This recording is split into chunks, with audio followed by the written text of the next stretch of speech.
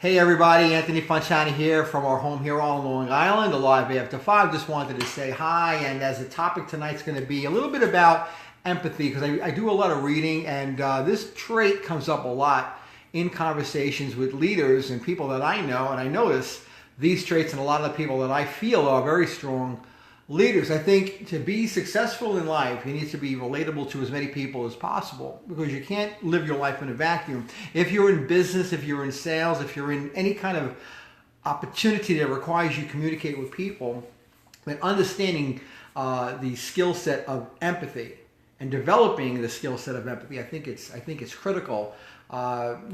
What's the difference between empathy and sympathy? Sympathy is, you feel sorry for somebody, but empathy is you're putting yourself in their shoes. You're putting yourself in their life, basically, and understanding where they're coming from, whatever they are, whatever's going on. There's there's three ways to do it.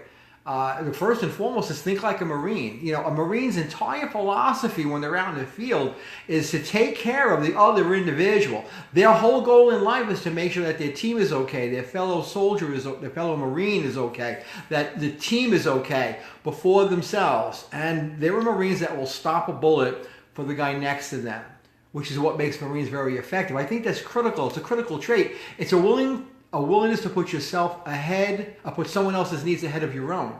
That's pure empathy. And when you're able to do that successfully and do it really with truth, with a real value toward doing it, I think it's going to help you. I mean, humans aren't a means to an end, to a transaction or some idea that you have. They're part of the process that helps you develop your world, and you have to put people first. I think it's critical. Second thing I think you should do is ask questions. And I noticed that when I talk to people and I ask a lot of questions, the conversation always gets stronger and stronger and stronger, and I end up, hey Felix, really solid in the relationship. What's going on, John? John, new friend of mine, John Kim. How are you, brother? Tommy Marr, always on here, always on here.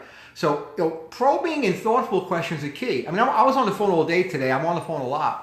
And bring people I've never met before. So when I'm calling someone I've never met, the last thing I want to do is start talking about why I'm making the call. Even though they know why I'm making the call. They may have asked me to make a phone call. I am on the phone with them and I'm finding out about them. I am drilling down, I'm asking them questions because I want to get to know them. It's part of my process of how I feel that my success comes. I know that people have issues. I know people have things going on. And by asking thoughtful, probing questions, I'm able to develop an understanding and a closer friendship with them. Hi, George. How are you, buddy? So being curious, I think, is cool. I've always been curious. Ever since I was a little boy, I've always been curious about things, how things work, how people talk. I'm always wondering about the verbiage coming out of people. I'm very, very, very excited about getting to know people. I'm very curious about things.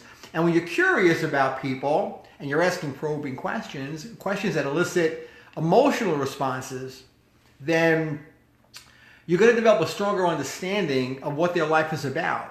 And if you're in any kind of a service-oriented operation or business, or you're just looking to develop a new friend, you'll have a better understanding on how to treat them and what not to do and how to go and what direction to move in.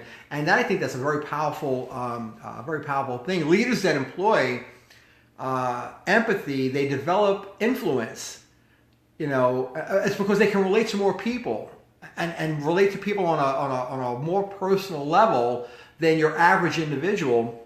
And when you can connect with people, on a personal level, anyone that connects with me, that treats me with this kind of respect and asks me a lot of questions, they're going to inspire me. They're going to motivate me. They're going to empower me. And your job should be to do that for other people. So if you're involved in anyone's life, then you need to have an ability to empower and encourage and develop other individuals, elevating other people before you elevate yourself. Be the shoulder that people stand on. I think that's incredible, because what will happen is you'll get pulled up. It's just the nature of the beast. And I think the third thing I think is very important is learning to listen. We have one mouth and 2 ears for a reason. So you listen twice as much as you speak. And we've all done this. I'm guilty of it. Everyone is guilty of it. You're in a conversation with someone and they're talking. The only thing you're thinking about is, I got to tell them something. And you haven't heard a word that they said. I'm definitely guilty of it. It's a process to not do that. but I think doing it is definitely necessary. So learn to listen. A great leader listens a lot. They ask a lot of questions. They listen to the responses. They're introspective. They study and understand what's being said to them. They develop an awareness of the speech of someone else coming to them. They understand it because they're listening to it. And the more knowledge that they have, the more knowledge that they garner from having a nice one-on-one conversation where they're eliciting great responses to questions and they're understanding the answers to those questions, then I think they're going to be considered and looked at as more compassionate and caring. And when you're compassionate and caring, and people sense that you're compassionate and caring, the doors will open up for you. So the purpose of this talk is real simple. Learn to put other people ahead of yourself. Learn to ask questions of other people because you want to understand who you're talking to, and definitely learn to listen more. Listen twice as much as you talk. And again, if you're in business, if you're dealing with customers, serve them, don't sell them. If you're dealing with colleagues, check in. Ask them how they're doing and actually listen to their responses. Don't be the guy that walks by and says, how are you, how are you, how are you? And you really could care less. Stop and have a 1-minute conversation or even a 30-second conversation with one of your colleagues because you just don't know what happened that night or the day before or the night that morning. You don't know.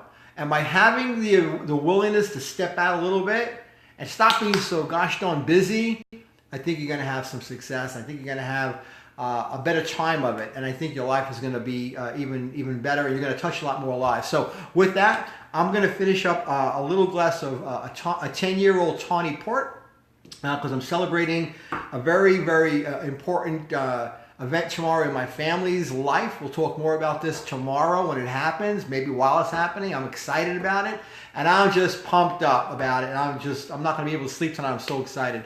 Hey, Beth, how are you?